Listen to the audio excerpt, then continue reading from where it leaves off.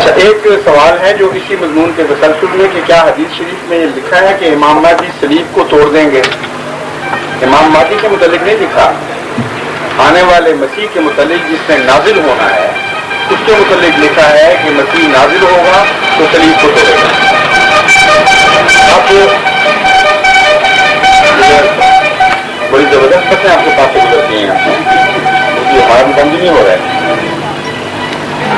لکھا یہ ہے کہ مسیح موعود جو نازل ہوگا وہ صلیب کو توڑے گا۔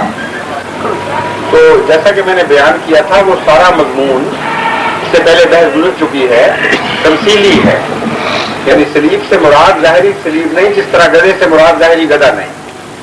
اس لیے ہمارا اور دوسرے علماء کا یہ اختلاف ہے بنیادی۔ باقی علماء کہتے ہیں کہ دجال بھی کانا بیو آئے اور ساری دنیا کو تباہ کرے تب جا کر مسیح نازل ہوگا، یعنی ابھی کافی نہیں ہوئی، ابھی بہت کچھ ہونا باقی ہے۔ اور گدھا بھی سچ مچ کا آئے آگ کھانے والا اور پیٹ میں سواریوں کو بٹھانے والا تب جا کے ہوگا۔ اس کی تو وہی مثال ہے کہ نہ 9 من تیل ہوگا نہ رادا ناچے، نہ اس قسم کا گدھا آئے نہ اس قسم کا کانا آئے اور نہ کوئی اللہ کی طرف سے ان کے اوپر آ کے بیٹھے امام تم یوں کرو اور یوں نہ کرو۔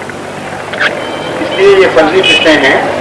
واقعہ یہ ہے کہ تمثیلی کلام ہے، اور تمثیلی کلام جو نہیں مانتے وہ یہ بھی ساتھ مانتے ہیں کہ مسیح آ کر بیلوں میں گھس جائے گا اور ساری دنیا کے ظاہری سور مارے گا۔ عجیب نبی ہے، ہمارے ہاں تو وہ مسلی مارتے ہیں سور، اور کبھی کسی نبی کے سور خدا نے یہ کام نہیں کیا تھا۔ تو اللہ تعالیٰ وہ مسیح کو بیچارے کو اس عمر میں کہ 1985 سال تو ہو ہی چکے ہیں، 84 سال، پتہ نہیں کب اترتا ہے، اس کو جنگلوں میں بھیج دیا کہ جا کے سور مارو اور کسی سے نہیں مکتے۔ اور پھر صلیب ظاہری توڑے گا۔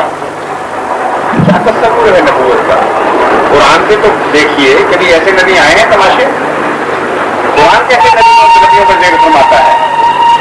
وہ روحانی معنوں میں سوروں سے ٹکر لینے والے لوگ ہیں، وہ ایسی قوموں سے مقابلہ کرتے ہیں جن کے متعلق قرآن فرماتا ہے ہم نے ان کو سور اور بندر بنا دیا۔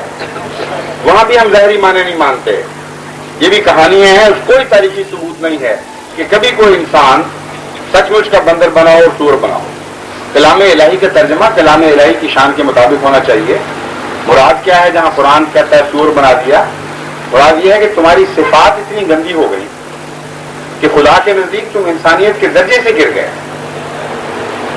ایک درجہ تھا انسان سے کم ہو کر نقال بن گئے، انسان کے شکل صورت انسانوں والی بنا لی نقالی میں، لیکن اندر انسانیت نہیں۔